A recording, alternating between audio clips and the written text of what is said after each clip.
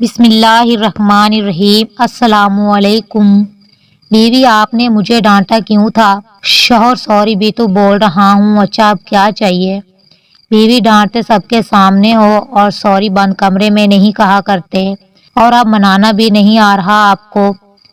شوہر: یار مجھے پہلی دفعہ وائف ملی ہے، اسی لیے تجربہ نہیں ہے لڑکی منانے کا، پلیز مان جاؤ نا۔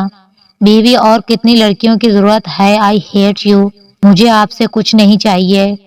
شوہر: ہاں میں نے اچار ڈالنا ہے لڑکیوں کا، مجھے تمہارے علاوہ کسی کی ضرورت نہیں ہے۔ اچھا سنو، اچھی بیویاں شوہر سے ناراض نہیں ہوا کرتی۔ بیوی: اچھے شوہر سب کے سامنے نہیں ڈانٹا کرتے، یہاں صرف میرا آپ واحد دوست ہیں، میرے ساتھ کم سے کم آپ تو ایسا نہ کیا کریں۔ شوہر: اچھا میری جان، آئی ایم سوری۔